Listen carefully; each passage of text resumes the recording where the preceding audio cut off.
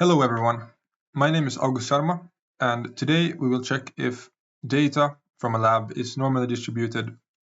Actually, I did this lab in school, and then after that we will also check we will calculate the standard error, and this is very common for giving us an uncertainty in labs, and it's always accepted. So this is very handy when you work somewhere or you're in school and you're doing a lot of measurements and you want to see if the data you have is normally distributed, because then you can work with that. And with this confidence interval, or this uncertainty and standard error, that is very handy when you're making a lab and you want to give data to, for example, a customer. You will always want to have some kind of uncertainty there, because you can't promise that the things you produce will always be the same. So let's get started. Hopefully this screen recording will hold up. So I'll just tell you a little bit about this data. So we had a lab where we used a coordinate measuring machine to measure 3 different heights on a profile. Today we'll only use this height 1, but it's the same for all these different heights. You can use the same method. So yeah, I'll just put the data there. I'll label it as height 1. Then I will, I can maybe explain a little bit before so it doesn't feel like I'm running away from you guys. There's 5 steps, and I know how to do them, but I'm not a teacher, so I can't explain to you exactly why you're doing these steps, but trust me, they work. So the first part is to sort the data, and that is very easy with Excel. I'll show you. And then the second part is to give this sorted data indices, or like they're labeled as an index. So when they're sorted, they will have like the first data is 1, and then 2, and then 3. I'll show you that too later. And then the third part is to give these data points also this theoretical percentile. It's a very simple formula that has this indices in, and then the total number of data points, which in this case we have, 13 data points. And then we will use Excel's function norm.s.inv to get this z value. In Swedish we say zeta, but in English I think it's z.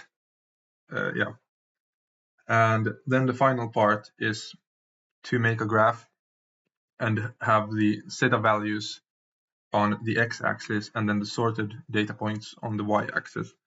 And if those data points are on a line, if they're linear, then they are normally or then those data points are normally distributed, meaning that they are kind of surrounding a mean value, and they're kind of on both sides. It's as likely that when we make a measurement, that it's as likely that data will be on either side of the mean. After we have checked if this data, and you can do this for any data that you have, after that we will calculate the standard error, as we said. But let's start. Okay, so the first part is, as I said, to sort it. So I'll just write sorted over here, and then I'll copy this and I'll paste it right next to. And then in Excel, as I said already earlier, there's a sort and filter thingy here, and then we can just continue with the current selection. And then now it will sort from the smallest to the largest value. So that was step 1. Then step 2 is this indices or index, and that is labeled as J. And then we just label them 1, 2, 3, 4, 5 up to 13, like so.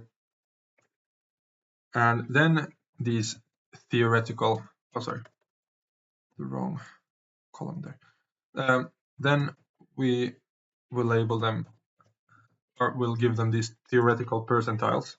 And don't ask me why exactly, but we'll do it and it will work. So actually I could show you the formula, just how to calculate theoretical percentiles. It looks like this, 0.5, and then divided by total number of data points. Like that. Now we can just put that in, or I have to add these brackets, minus 0.5 divided by 13, total number of data points. So, and then we can just double tap on the right bottom corner of this cell, and it will expand. Okay, good. Now we've done our third step, and we're going to our fourth, and that is these Z values, or zeta in Swedish. So,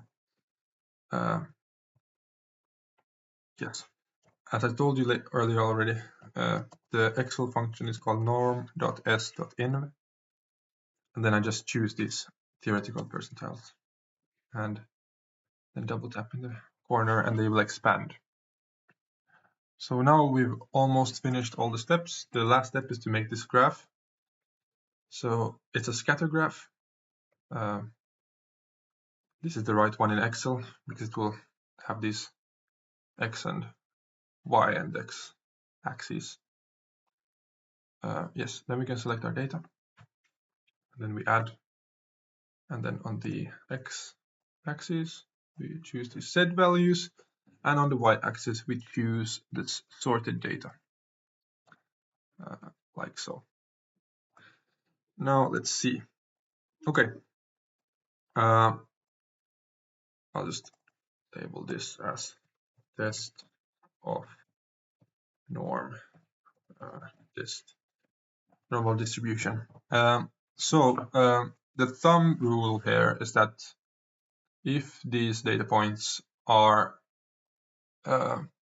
all within the area of like a thick marker going like this, then you can at least try to work with it as a normal distribution. Of course, you will find out later if it's not normally distributed. But if you're promising a customer something like, or doing calculations and giving out values, then you have to double check, But now for now, for example, these values, we can say that they are normally distributed, even if some points are a little bit outside this marker line. Yeah. So we can maybe give an answer here that for now,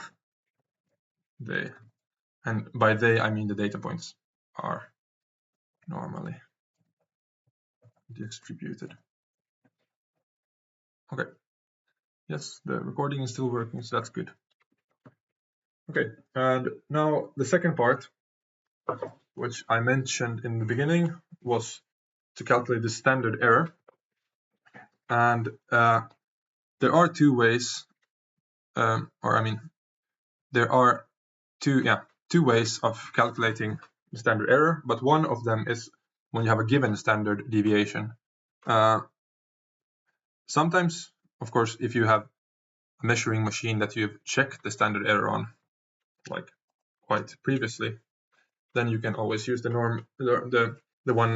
formula with when you have a standard deviation. But when you're using, for example, old equipment, when you don't have the paperwork to show what the standard deviation the equipment has, then you'll use this confidence.t, which is another formula. And actually, it was created in the Guinness Brewing Factory, these beers. where someone there, I should know their name, but they found out that when you have a sample size of data points, then they don't. Then you have to use this other formula. So we'll use that one. Maybe for this measuring machine that we used in the lab, there would have been a standard deviation, but either way, we use this confidence.t. So, but for that, we will need the average of all these data points. I'll just go back. Sorry. Average, and select the data. And yeah, so the average is 39.52 about. And then the standard deviation that we have is, let's see, yeah, it's still recording. Sorry, I'm a little bit lagging right now. Okay, perfect. So the standard deviation is 0.12. Doesn't really mean that much right now, but if we would do some more calculations, it could mean more. If we would, for example, calculate the väntevärde, it's called in Swedish, but in English it's like the value that you would expect that you would get from a given, or when you produce one more product, like the height you would expect, and then that would be given with the standard deviation. So you wouldn't be surprised if, for example, the expected value would be something like 39.5, but then the actual product that you get has, for example, 39.6. Then you shouldn't be surprised because the standard deviation is 0.129. Yeah. But yeah, let's continue. So now when we have those values, we can use this formula in Excel called confidence.t.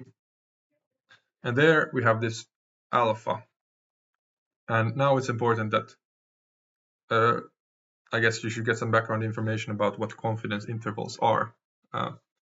So it's, for example, let's go back here. If there's a 95% confidence, then you can say that, okay, that we can promise that our data, our products that we produce are 95% certain to be within a range. The higher the confidence is, the wider the range is. So, but you can also, you can also have, by doing more measurements, you can also kind of work within, for example, 95%. Yeah, I'll get back to that, but let's calculate this confidence.t now. So when we can work with this 95% for now. So alpha is the remaining percentage, so it's 5% then. And then we have standard deviation, which we calculated, and then the size is 13. Then we get this. We can use this command formula text to see what we have given. Sometimes it's helpful when we're doing a lot of calculations, because then we can look back and verify that we have done it correctly. Yes, so this is now the standard error, and this is like a general thing that you can do for any lab and any kind of environment. You can always give this uncertainty. So this, I'll just show you how it looks normally. So it's like x plus minus, and then we have the standard error. We can just say that the standard error for now is 1, and that is this part. So I'll give you the answer now. This is the final part of the lesson. I'll just erase this, and now I'll calculate. So, or I'll give you the answer. 39.5. I'll give the answer with 2 decimals, 0.52, because it's 7 there, so it goes up to 2. And then we give plus, minus, and then we give this standard error 0. That became pretty ugly, but okay, let's make it a little bit neater. Can't be looking like that. 0.08, and then yeah, we have the same amount of decimals, and then we put brackets here, and then we put give the unit, and the unit for these measurements were millimeters. So that is our answer. Thanks guys for today. See you next time. Bye.